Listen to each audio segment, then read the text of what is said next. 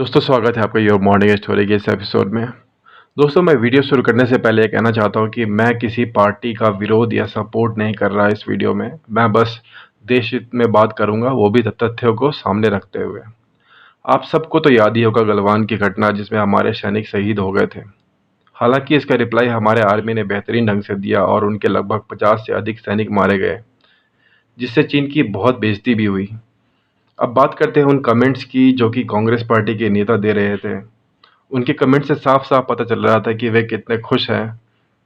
और एक कांग्रेस के नेता ने तो यहाँ तक कह दिया था कि लद्दाख को चीन को सौंप देना चाहिए। नाम बताने की आपको ज़रूरत नहीं है, आप सब उनको अच्छी तरह जानते हैं। हालांकि उनकी गिरफ्तारी भी बाद बाद में हुई और उनके ऊपर केस भी हुआ। हद तो जब हो गई जब कांग्रेस के वरिष्ठ नेता ने आर्मी पर सवाल उठाने शुरू कर दिया। दोस्तों ये सब सोची समझी साजिश थी जिसमें एक पूरा प्लान तैयार किया गया था चीन की मदद से हमारे प्रधानमंत्री मोदी जी को कुर्सी से हटाने के लिए, उनकी छवि को बदनाम करने के लिए। हम सब जानते हैं मोदी जी देश और आर्मी की सुरक्षा को लेकर कितना सीरियस रहते हैं और उसको सही करने के लिए उन्होंने बहुत सारे कदम भी उठाए हैं हाल फिलहाल में। और वे खुद 56 इंच के सीने की भी बात करते हैं जिसे उन्होंने समय समय पर साबित भी किया पाकिस्तान के खिलाफ। गलवान की घटना थी उसी मोदी के इमेज को नुकसान पहुंचाने के लिए, जिससे कि उनकी छवि वो बिल्कुल बर्बाद हो जाए, लेकिन हुआ बिल्कुल उल्टा ही। अब बात करते हैं मुद्दे की। वीके सिंह जो मोदी कैबिनेट में मिनिस्टर भी हैं, उन्होंने 2014 में साफ-साफ बोला था कि मनमोहन सिंह की सरकार ने कैसे 10 वर्षों में इंडियन आर्मी या इंडियन एयरफोर्स को कैसे कमज़ोर किया। वीके सिंह ने बोला था कि यह बात वो आर्मी चीफ के पद पर होते हुए नहीं बोल सकते थे।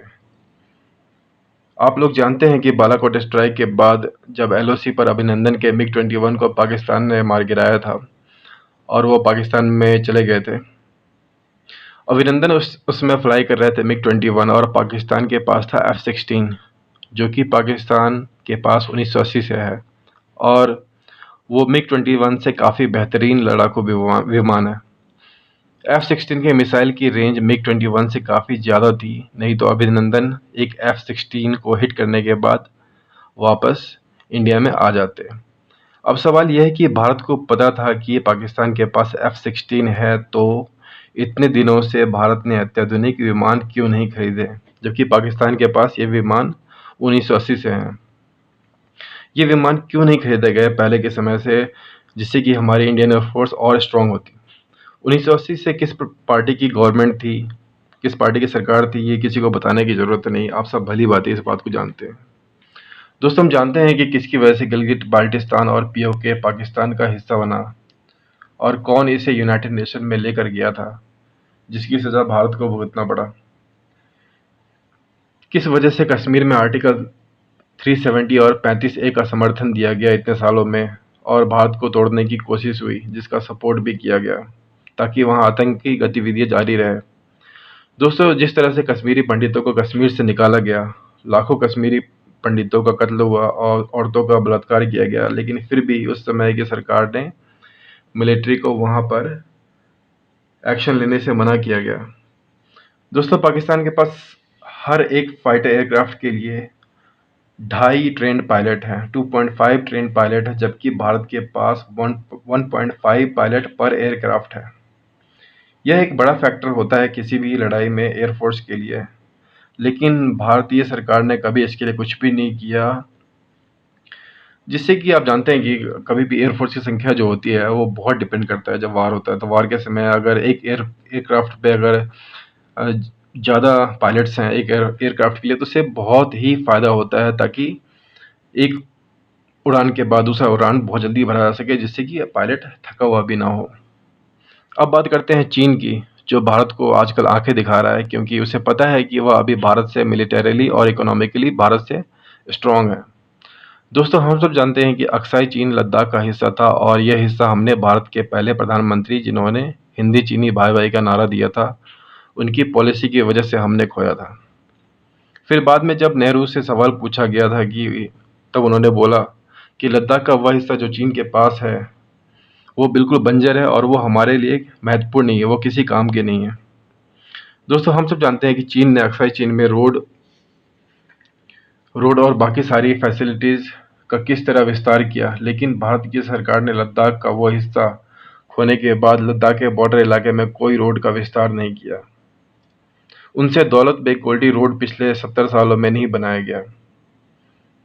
ये अपने आप में एक सवालिया निशान है। भारत की सुरक्षा को लेकर दोस्तों, भारत चीन के पहले इंडिपेंडेंट हुआ था, लेकिन क्या वजह रही कि चीन इकोनॉमिकली ही नहीं बल्कि मिलिटरीली भी बहुत भारत से आगे निकल गया। चीन ने अपने मिलिट्री को बहुत ही स्ट्रांग किया और मिलिट्री उपकरणों में भी अपने आप को आत्मनिर्भर किया। चीन ने 5th जनरेशन एयरक्राफ्ट जैसे कि J-20 को अपने दम पर बनाया। वहीं पर भारत का AMCA प्रोग्राम को पिछले 32 साल से लटकाया गया और बिल्कुल भी ध्यान नहीं दिया गया। यहाँ तक ही नहीं, भारत की रक्षा जरूरतों को देखते हुए राफेल डील को पिछले 15 साल से लटकाया गया। 15 साल लग गए। वहीं पर सरकार ने न जाने कितने लाखों करोड़ों के घोटाले हुए। 2G स्पेक्ट्रम, कॉमनवेल्थ घोटाले जैसे न जाने कितने घोटाले हुए।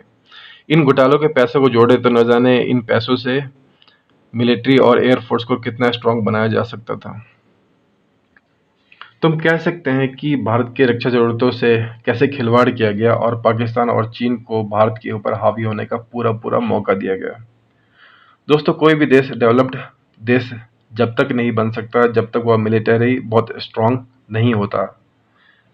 मिलिट्री स्ट्रांग होगा जब दूसरे देश परेशान नहीं करेंगे, देश में शांति होगी और हमारा देश डेवलप होगा। हमारे देश की आर्मी, एयरफोर्स या नेवी को बहुत स्ट्रांग होना चाहिए था चीन और पाकिस्तान के मुकाबले, लेकिन पिछली पार्टी के सरकारों ने इस पर कोई ध्यान नहीं दिया और वह घोटाले करने में व्यस्त रहे।